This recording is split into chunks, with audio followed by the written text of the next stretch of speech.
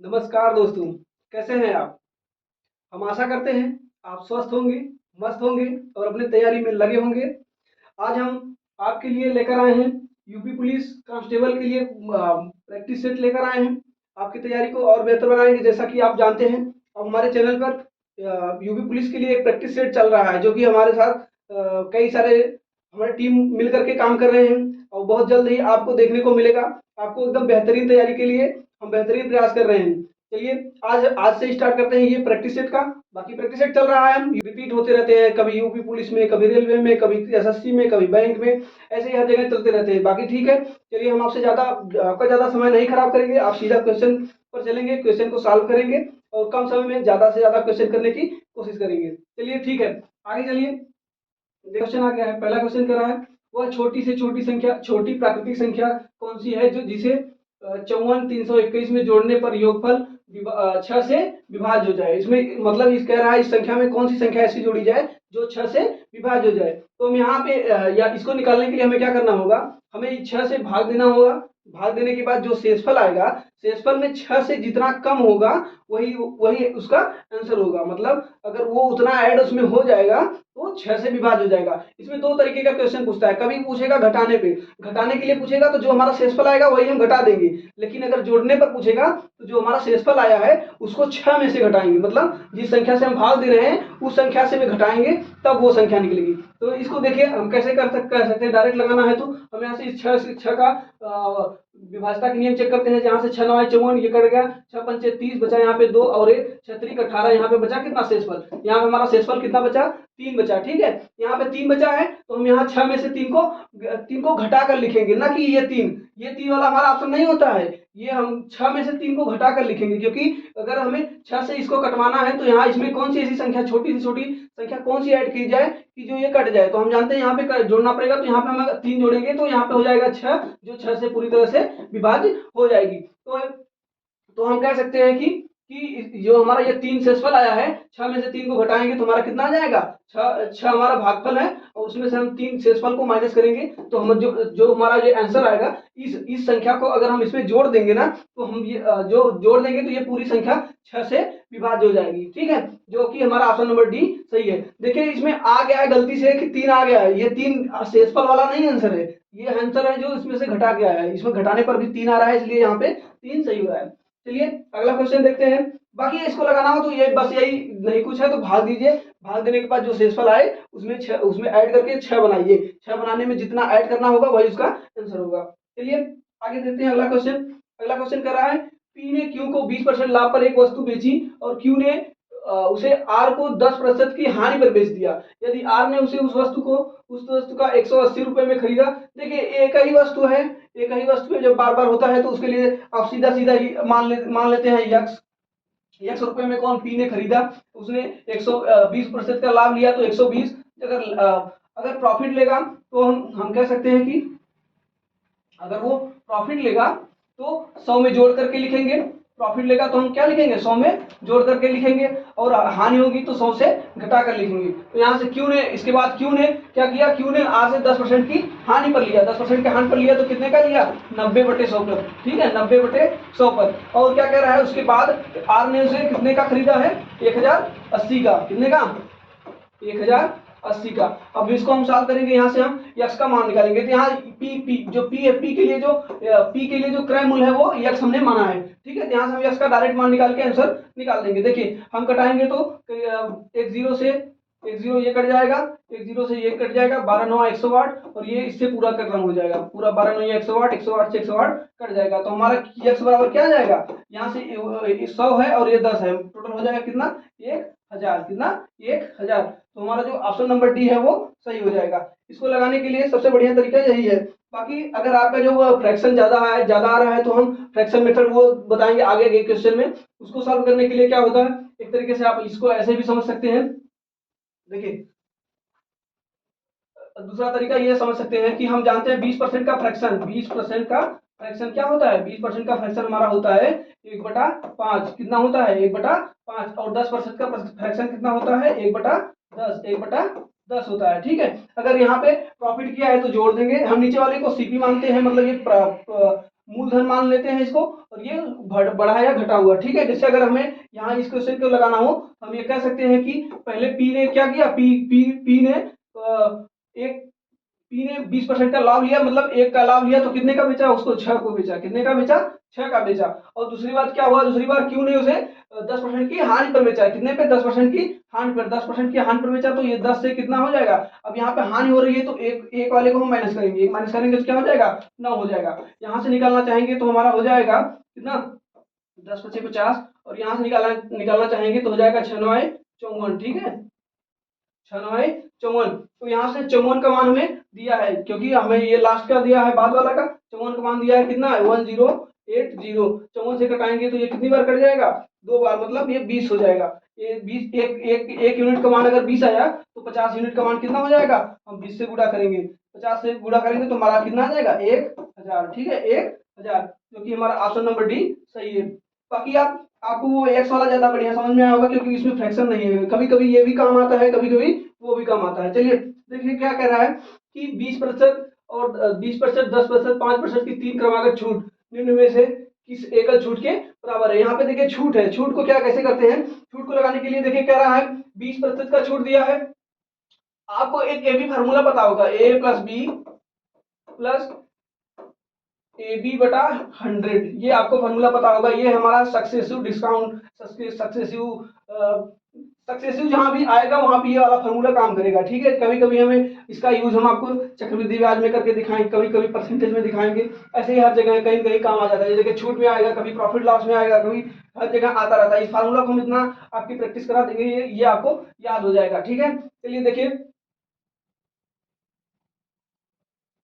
चलिए देखिए इस क्वेश्चन को सॉल्व करने के लिए क्या कर रहा है, 20%, और देखिए इसको हम अभी बताए थे आपको, 20% का फ्रैक्शन क्या बताए थे, कितना बताए थे, 1/5 अभी बताए थे। और उसके बाद 10 का हम निकाले थे, अभी कितना आया था, 1/10, और 5 का कितना हो जाएगा, कितना हो जाएगा, 1/20 हो जाएगा। ये हमारा फ्रैक्शन हो गया 5% का,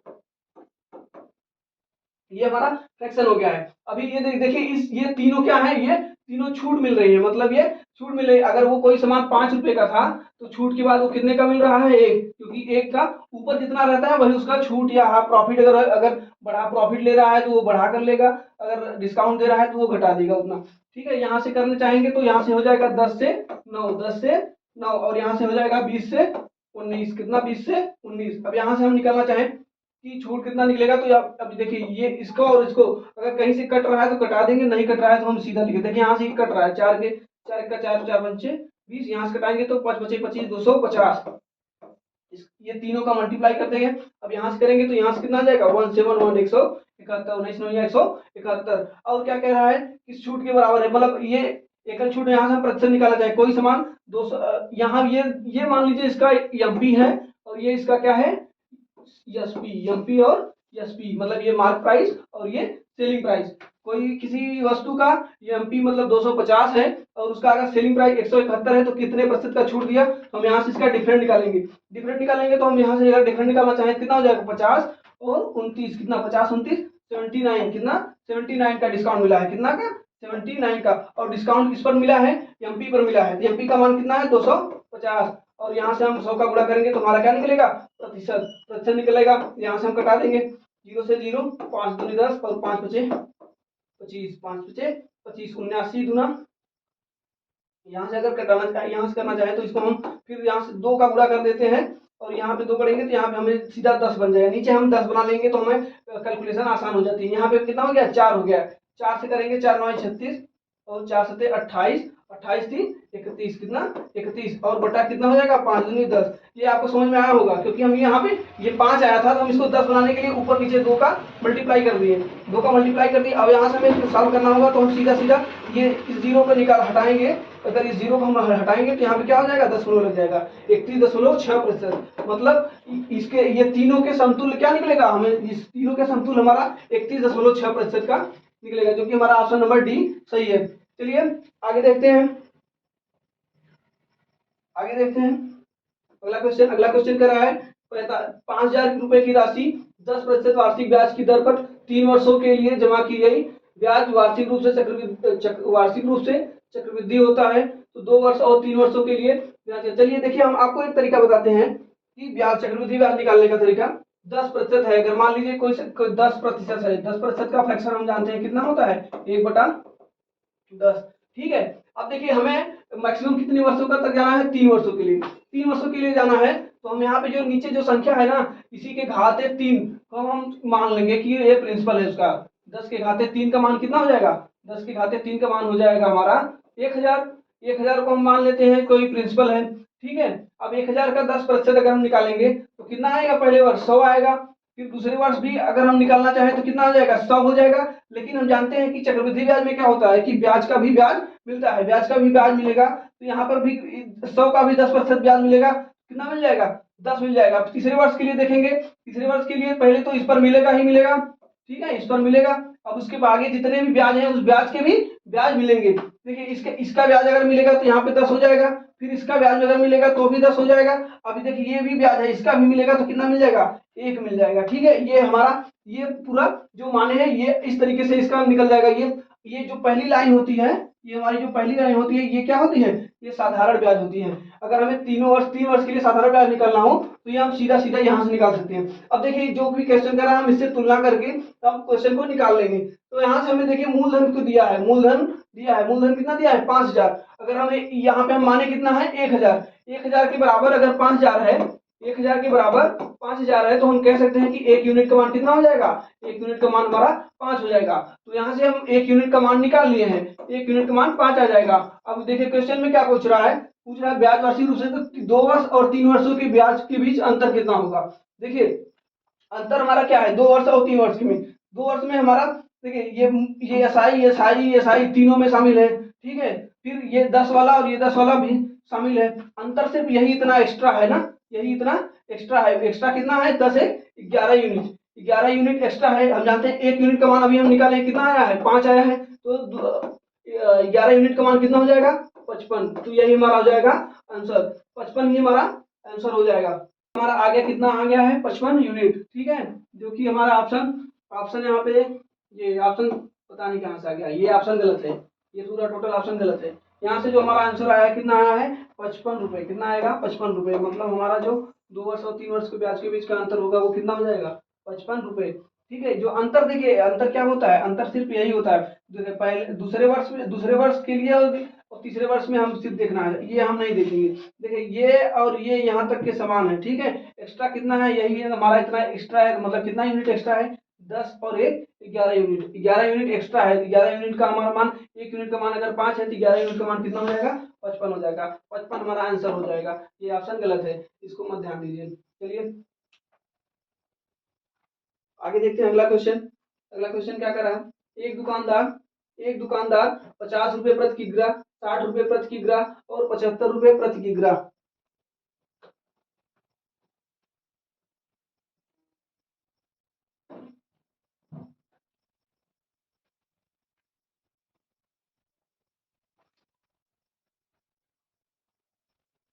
चलिए देखिए, देखते हैं अगला क्वेश्चन। अगला क्वेश्चन क्या कर रहा है, एक दुकानदार 50 रुपए प्रति किग्रा, 60 रुपए प्रति किग्रा और 75 रुपए प्रति किग्रा के मूल्य 3 प्रकार के चावल 3:1:2 के अनुपात में है, इन्हें मिलाता है। प्रति किग्रा मिश्रण का औसत मूल्य कितना होगा। मतलब ये 3 प्रकार के चावल हैं, इनको इस अनुपात में मिलाता है, मिलाने के बाद ये कितने अनुपात, मतलब कितने रुपए में बन जाएगा। ठीक है, इसको देखिए, इस क्वेश्चन को सॉल्व करने के लिए क्या करना होता है, पहले जो अनुपात दिया है उसको लिखते हैं, लीनियर मेथड। लीनियर मेथड एक होता है, ये देखिए 3:1:2, ये हमारा क्या है, इसकी मात्रा का अनुपात है। ठीक है, और ये इनका रेट है। रेट कितना है, पहले का कितना है 50 रुपए और दूसरे का कितना है 60 रुपए और तीसरे का कितना है 75 रुपए। ठीक है, अब देखिए हम ये कह सकते हैं कि मान लीजिए कि हम टोटल ये इसको 3 केजी मान लिए, 3 केजी हम केजी मान लेते हैं, 3 केजी 1 केजी और 2 केजी। ठीक है, हम अगर 3 केजी 50 रुपए वाला लेंगे तो हम टोटल कितना हो जाएगा, 150 हो जाएगा। और कैसे कर दे कि ये 60 रुपए वाला 1 केजी लेंगे तो हमारा कितना हो जाएगा, 60 हो जाएगा।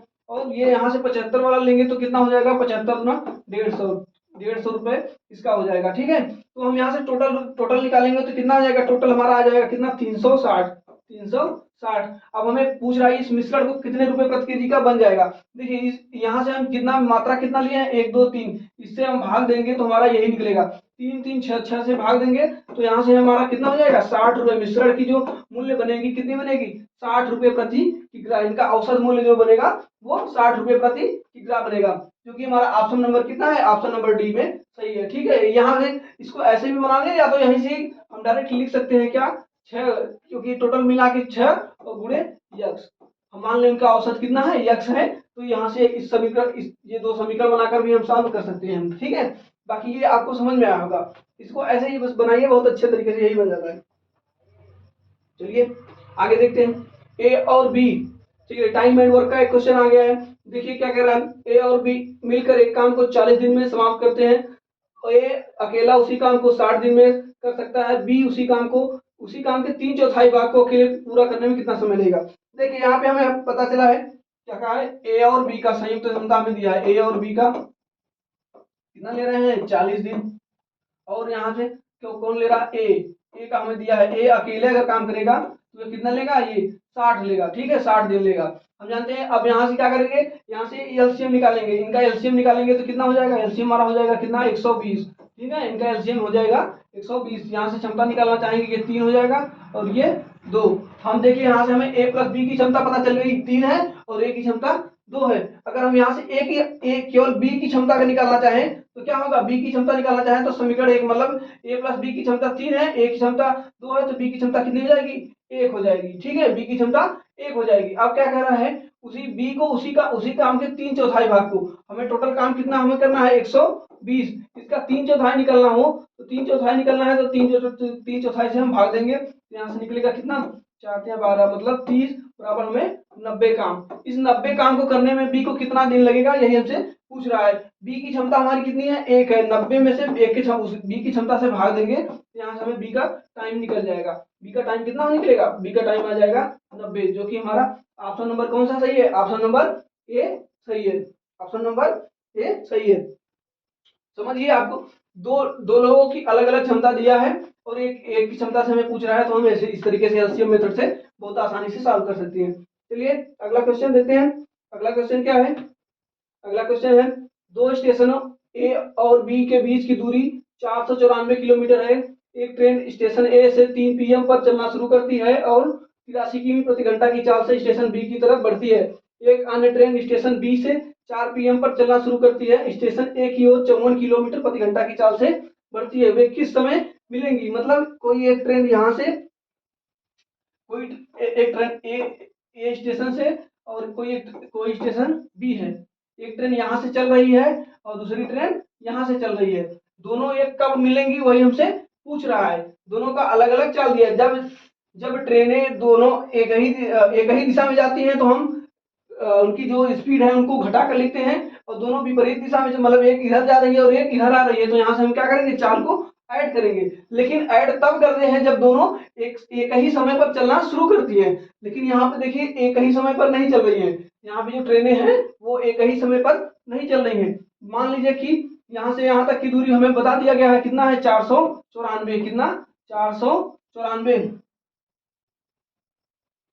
यहाँ से यहाँ तक की दूरी हमें पता चल गई है 494। और कह रहा है कि स्टेशन ए से 3 PM पर चलना, यहाँ से 3 PM से ये चलना शुरू करेगी, 3 PM से चलना शुरू करेगी और इसकी चाल कितनी है, 83 किलोमीटर प्रति घंटा की चाल से। हम जानते हैं कि ये 3 बजे चल रही है और ये भी 4 बजे चल रही है, मतलब जो ए है वो 1 घंटा पहले चल रही है। 1 घंटा में जो दूरी तय करेगी, ए कितना तय करेगी, 83, क्योंकि इसकी 83 किलोमीटर प्रति घंटा इसकी चाल है। मान लेते हैं कि वो यहाँ 83 किलोमीटर दूरी तय कर चुकी। अब क्या होगा, अब यहाँ पे बच जाएगा कितना, 4 PM। ठीक है, यहाँ पे बच जाएगा 4 PM और यहाँ पर भी 4 PM हो जाएगा, क्योंकि बी भी अब 4 PM से दोनों चलेंगे अपनी दिशा में। ठीक है, देखिए अब यहाँ से निकालना चाहे तो हम यहाँ से निकालेंगे तो 494 में से 83 माइनस करेंगे। ये टोटल डिस्टेंस अगर 494 था तो 83 तो चल चुका है। अब यहाँ से यहाँ तक की अगर हम दूरी निकालना चाहें, यहाँ से यहाँ तक की दूरी तो कितनी हो जाएगी,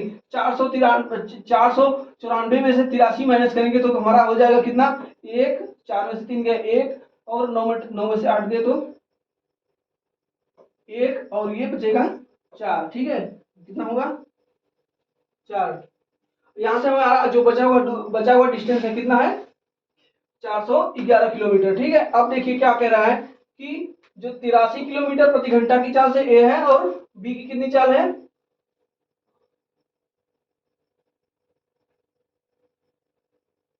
बी की चल,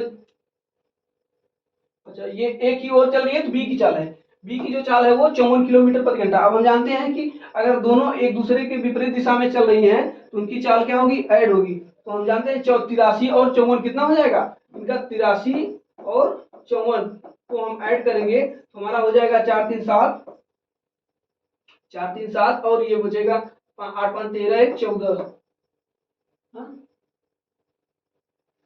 4 3 7 और 8 5 13 137, 137। ये हमारा इनकी स्पीड, स्पीड दोनों का स्पीड हम जब ऐड करेंगे तो हमारा कितना हो जाएगा 137। अब इस डिस्टेंस को इतने की स्पीड से तय किया जाएगा। तो हम जानते हैं कि अगर हम इसको 411 को 137 से भाग देंगे, क्योंकि हम जानते हैं कि समय बराबर क्या निकलेगा, दूरी बटा चाल। दूरी हमारा कितना बचा है 411 और ये 137। अब देखिए इस डिस्टेंस को करेंगे तो हमारा लगभग ये जाएगा 37 या 111 ना, तो ये 3 बार में चला जाएगा, मतलब यहाँ से 3 घंटा, 3 घंटे का समय हमें निकल गया है। 3 घंटे के बाद ये दोनों ट्रेनें आपस में मिल जाएंगी। तो हम जानते हैं ये 3 घंटे कब से मिलेंगी, यहाँ से नहीं, ये यहाँ से मिलेंगी 4 बजे से। 4 बजे से लेकर के 3 घंटे कितने हो जाएंगे, 4 3 7 पीएम, कितना 7 पीएम, 7 पीएम पे तो ये दोनों ट्रेनें मिल जाएंगी। तो हमारा जो ऑप्शन नंबर क्या है, ऑप्शन नंबर ए। देखिए कभी कभी एग्जाम में गलती ये हो जाती है, एएम और पीएम ध्यान देना है, ठीक है। यहाँ पर अगर पीएम है तो ये पीएम आएगा, इसको जरा ध्यान से करना है, ठीक है। कभी कभी ऑप्शन बहुत भटकाने के लिए दे देता है ऐसा। चलिए अगला क्वेश्चन देखते हैं। अगला क्वेश्चन क्या कह रहा है, अगला कह रहा है एक समांतर चतुर्भुज का आधार इसकी संगत ऊंचाई का 2 गुना है। यदि समांतर चतुर्भुज का क्षेत्रफल 144 वर्ग सेमी है तो इसकी ऊंचाई ज्ञात कीजिए। देखिए समांतर चतुर्भुज पहले क्या होता है, समांतर चतुर्भुज देखिए, समांतर चतुर्भुज जो है,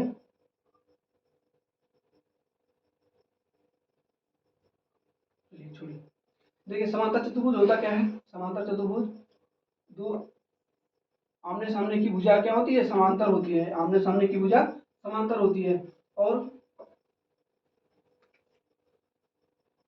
देखिए और उसके बाद क्या कह रहा है, इसमें कह रहा है समांतर उसकी संगत ऊंचाई का 2 गुना है। मान लेते हैं कि उसकी ऊंचाई कितनी है, यक्स है, और समांतर चतुर्भुज का आधार जो हो जाएगा कितना हो जाएगा 2 यक्स, 2 यक्स। और देखिए समांतर चतुर्भुज का क्षेत्रफल क्या होता है, पहली बात तो जान लीजिए, समांतर चतुर्भुज का क्षेत्रफल जो होता है,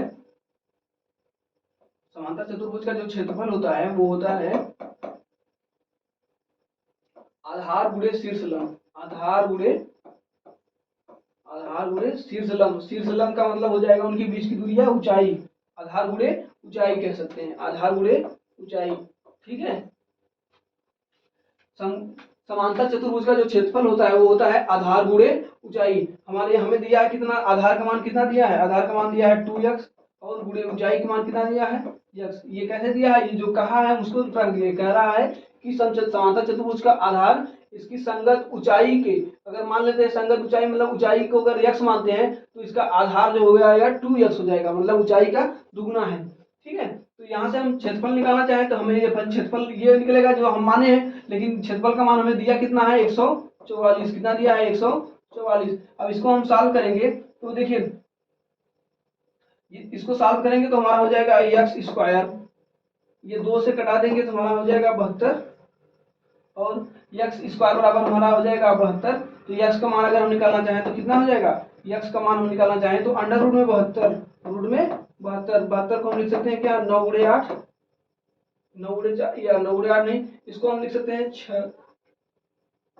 36 गुणे 2 लिख सकते हैं, 36 गुणे 2 रूट में, हम जानते हैं 36 को हम बाहर निकाल सकते हैं, 36 को बाहर निकालेंगे तो हमारा हो जाएगा 6 रूट 2, 6 रूट 2। हमसे पूछा क्या है, उनकी ऊंचाई ज्ञात कीजिए। ऊंचाई हमारी कितनी है, ऊंचाई हम माने थे कितना यक्स, और यक्स का मान हम भी निकाले हैं, यक्स का मान कितना निकला है 6 रूट 2, 6 रूट 2 का मान क्या हो जाएगा 6 रूट 2 मान, ऑप्शन नंबर बी जो है वो सही हो जाएगा। देखिए इसमें फार्मूला आपको याद रहेगा तो आप इस क्वेश्चन को आसानी से कर लेंगे। फार्मूला इसका यही होता है कि समांतर चतुर्भुज का जो क्षेत्रफल का फार्मूला होता है वो होता है आधार गुणे ऊंचाई, आधार गुणे ऊंचाई। चलिए अगला क्वेश्चन देखते हैं। अगला क्वेश्चन आपका क्या कह रहा है, अगला क्वेश्चन है एक त्रिभुज का एक कोण,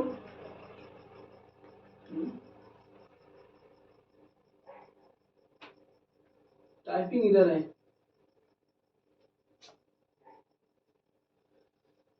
यहाँ पे होना चाहिए 108।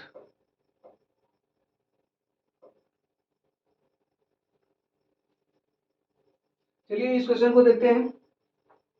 इसमें थोड़ा टाइपिंग का इधर है, टाइपिंग इधर, यहाँ पे होना चाहिए 108, 108 डिग्री। ठीक है, कह रहा है एक त्रिभुज का एक कोण 108 डिग्री है तो अन्य दो कोण बराबर हैं। 108 डिग्री है और अन्य दो कोण बराबर हैं। इन बराबर कोणों में से प्रत्येक का मान ज्ञात कीजिए। चलिए देखिए क्या होता है कि ये त्रिभुज है, त्रिभुज त्रिभुज त्रिभुज का हम जानते हैं, त्रिभुज के अंतः कोणों का योग हमेशा कितना होता है? अंतः कोणों का मतलब ये तीनों कोणों का योग 180 होता है। कितना होता है? 180 होता है। और यहाँ से हमको एक कोण का मान दे दिया है, एक कोण का मान हमें कह दिया है, मान लेते हैं हम इस कोण का मान हमारा 108 है, 108 है। और ये दोनों कोण जो है, ये दोनों कोण क्या है? आपस में बराबर है। ये दोनों कोण क्या है? बराबर है। अब हमें यक्स का मान निकालना है। हमें कहा है कि प्रत्येक कोण मतलब एक्स का मान, तो इनका अगर निकालना चाहें तो हम कह सकते हैं कि तीन कोणों का योग कितना हो जाएगा? यक्स प्लस 108 बराबर कितना हो जाएगा? 180। तो हम ये 180 में से ये प्लस है उस तरफ जाएगा तो माइनस हो जाएगा। 180 में से 108 माइनस करेंगे तो हमारा कितना हो जाएगा? 72। यहाँ से हो जाएगा कितना? 2x। अगर हमें x का मान चाहिए तो हम फिर 2 से भाग दे देंगे तो यहाँ से आ जाएगा 36। यहाँ से x का मान 36 आ गया है और यही हमारा आंसर, यही हमारा क्वेश्चन पूछ रहा है, x का मान। क्योंकि प्रत्येक जो दूसरे अन्य दो कोण है वो दोनों आपस में बराबर है तो हमारे 100 हम क्या करेंगे? सीधा 180 में से 108 को घटाएंगे और जो आएगा उसको हम 2 से भाग देंगे क्योंकि ये दोनों के बराबर है। तो यहाँ से x का मान हमारा जो निकल के आया है कितना आया है? 36, जो कि हमारा ऑप्शन नंबर ए सही है। ठीक है, चलिए अगला क्वेश्चन देखते हैं। अगला क्वेश्चन क्या कह रहा है कि 15 सेमी त्रिज्या वाली मिट्टी के गोलाकार गेंद को गलाकर 5 सेमी त्रिज्या वाली कितनी गोलाकार गेंदें बनाई जा सकती हैं? देखिए इस क्वेश्चन को क्या करना है। देखिए हम जानते हैं कि जब भी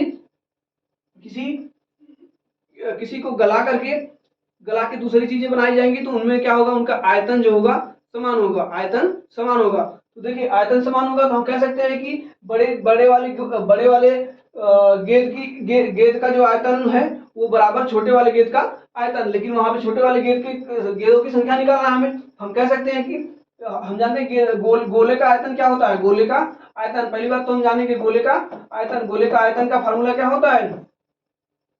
गोले का जो आयतन होता है वो होता है 4/3 पाई आर क्यूब। यहाँ पे आर क्या है? उसकी त्रिज्या है। और हम ये जान ले, अगर ये बड़े वाले के लिए है तो ये छोटे वाले के लिए भी है, यही होगा। ठीक है, अब छोटे वाले के लिए हमारा हम मान ले कि बड़े वाले के लिए हम कैपिटल आर मान लेते हैं और छोटे वाले के लिए चलिए आर नहीं मानेंगे, हमें तो सीधा मान ही दिया है तो हम सीधा फार्मूला पे रखेंगे। छोटे वाले मान लीजिए कोई एक बड़ा गोला है, उसका आयतन ये जो छोटे छोटे गोले हैं इनके आयतन के बराबर होगा क्योंकि इसी गोले को ही पिघला करके ये बनाया जा रहा है। ठीक है, तो हम कह सकते हैं कि अगर हमें निकालना हो कि कितने गोले निकलेंगे तो हम जानते हैं कि बड़े वाले में से इस छोटे वाले की संख्या से, छोटे वाले गोले का आयतन से भाग देंगे तो हमारा ये आयतन जब हो जाएगा बराबर हो जाए तो यहाँ से हम इनकी संख्या निकाल सकते हैं। देखिए इसको कैसे निकालेंगे, एक क्वेश्चन में लगा के दिखाते हैं आपको। देखिए कह रहा है कि 15 सेमी त्रिज्या वाली है, जो हमारी बड़ी गोली है वो कितनी है? 15 सेमी त्रिज्या है। हम जानते हैं कि बड़े गोले का आयतन हमारा हो जाएगा 4/3 पाई आर क्यूब का मतलब हो जाएगा 15 का क्यूब, या 15 को हम लिख सकते हैं, 15 को हम 3 बार लिख सकते हैं, 15 को 3 बार लिख सकते हैं। 15 गुणे 15 मतलब ये 3 बार क्यूब है तो 3 बार। और इसी तरह छोटे वाले के लिए निकालेंगे, छोटे वाले का निकालेंगे तो हमारा हो जाएगा कितना? 4/3 पाई आर क्यूब मतलब छोटे वाले की त्रिज्या कितनी है? छोटे वाले की त्रिज्या हमें दिया है 5 सेमी। तो यहाँ से हम निकालना चाहें तो देखिए ये 5 गुणे 5 क्योंकि ये भी हो जाएगा पाई आर क्यूब होगा तो आर का क्यूब का मान हो जाए, हम लिख सकते हैं 5 गुणे 5। यहाँ से हमें संख्या निकालना है तो हम यहाँ से जो निकलेगा वो हमारा यहाँ से सीधा छोटे गोलों की संख्या निकलेगी। ठीक है, क्योंकि हम बड़े वाले में से छोटे वाले का भाग दे रहे हैं तो यहाँ से हमें छोटे वाले गोले की संख्या निकलेगी जो हमारा क्वेश्चन पूछ रहा है। तो यहाँ से देखिए हम जो देख रहे हैं पाई समान है, कट जाएगा 4/3 से 4/3 पूरा कट जाएगा। अब ये हमारा बचा है 5 से इसको कटाएंगे तो 5 जाए 15, इस 5 को इससे कटाएंगे तो 5 जाए 15, फिर इससे कटाएंगे तो 5 जाए 15 आ जाएगा। अब यहाँ से हम इसका मल्टीप्लाई कर लेंगे, मल्टीप्लाई है करेंगे 3 × 9 = 27। तो यहाँ से निकले हमारा कितना निकला? 27 ये 27 क्या है, यही है छोटे गोलों की संख्या, छोटे गोले की संख्या है, जो कि हमारा ऑप्शन नंबर कौन सा सही है, ऑप्शन नंबर सी सही है। देखिए किसी भी गोले को या किसी भी बड़े चीज को गोला हो या कुछ भी हो, उसको गला करके पिघला करके जो दूसरा गोला बना जाएगा तो उसका आयतन जो होगा समान होगा। तो यहाँ पे हम आयतन समान कर दिए हैं, आयतन समान कर दिए हैं। बड़े वाले गोले का आयतन जितना बड़े वाले गोले का आयतन है उतना ही छोटे वाले गोले का आयतन, लेकिन छोटे वाले की गोले की संख्या कई कई गोले मिल करके बड़े गोले बना सकती हैं। ठीक है, इसी बड़े गोले से टूट करके ये छोटे छोटे गोले बनाए गए हैं। तो हम कह सकते हैं कि बड़े वाले गोले का आयतन बराबर छोटे वाले गोले का आयतन। यहां से हम गोले की संख्या निकाल सकते हैं। चलिए अगला क्वेश्चन देखते हैं। अगला क्वेश्चन खत्म हो गया है, बस इतना ही क्वेश्चन था। हम आशा करते हैं आपको हमारा ये प्रयास अच्छा लगा होगा।